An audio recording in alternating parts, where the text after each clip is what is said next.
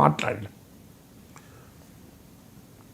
పహల్గాం దాడికి ప్రతీకారంగా భారత్ పాక్లోని ఉగ్రవాద స్థావరాలపై చేస్తోన్న ఈ దాడికి, ఈ ఆపరేషన్ సింధూర్గా నామకరణం చేశారు సార్.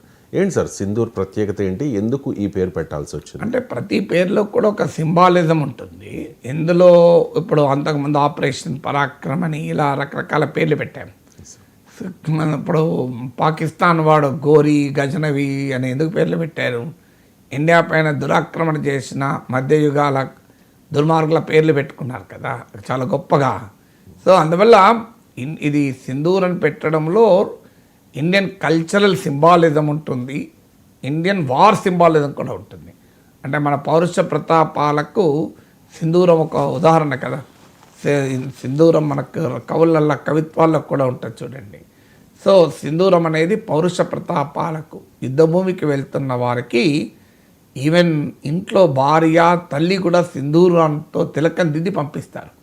సో భారతీయ వీర నారీమణులు, వీరమాతలు తమ బిడ్డలకు, తమ భర్తలకు కూడా పిరికితనాన్ని నూరిపోయలేదు, వీరత్వాన్ని అందిస్తూ సింధూర తిలకం దిద్ది కర్తవ్యోన్ముఖులను చేస్తారు. అందువల్ల ఇదొక వార్ ఫెరోసిటీ, అంటే వార్ అని అనలేం కానీ మన ఫెరోసిటీ అంటే మన సైనికుల వీర ప్రతాపాలను సింబలైజ్ చేస్తుంది సింధూర్ అనేది.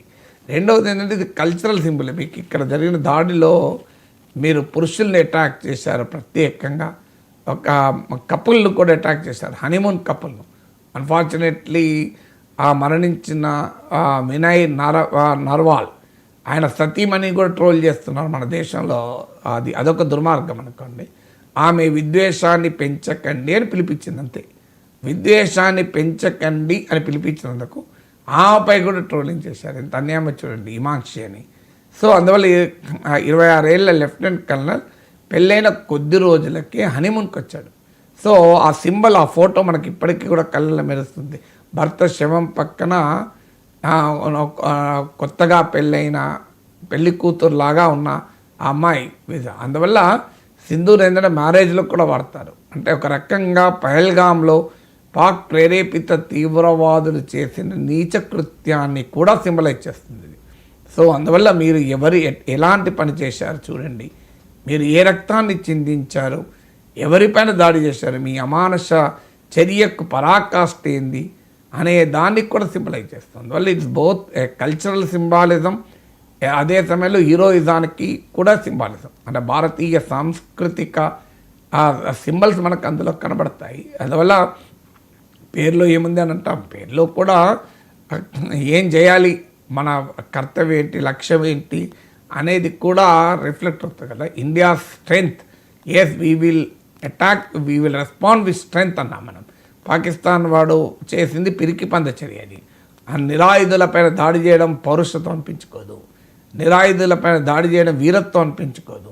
అందువల్ల నిరాయుధులను వరుస నిలబెట్టి వాళ్ళ మతం పేరు అడిగి వారు ముస్లిమేతరులను నిర్ధారించుకొని అటాక్ చేయడం అదేమన్నా గొప్పతనమా? అదేమన్నా మిలిటెన్సీ అవుతుందా? అదేమన్నా పౌరుషం అన్నవాడు ఎవడూ చేయడు. సో పౌరుషం అది పిరికి పంద చర్య. అరే పాకిస్తాన్కు మనం ఒక మెసేజ్ ఇవ్వడం, నువ్వు పిరికితనంతో బిహేవ్ చేస్తే మేము వీరత్వంతో స్పందిస్తాం, నీది యాక్ట్ ఆఫ్ కోవర్డీస్ అయితే మాది యాక్ట్ ఆఫ్ వాలర్ అని చెప్పడం కూడా ఈ పేరులో ఒక సందేశం. చిన్న బ్రేక్ తీసుకుందాం సార్. బ్రేక్ తర్వాత ఈ ఆపరేషన్ సింధూర్కి సంబంధించి తాజా అప్డేట్స్పై ప్రొఫెసర్ గారి రియాక్షన్ చూద్దాం.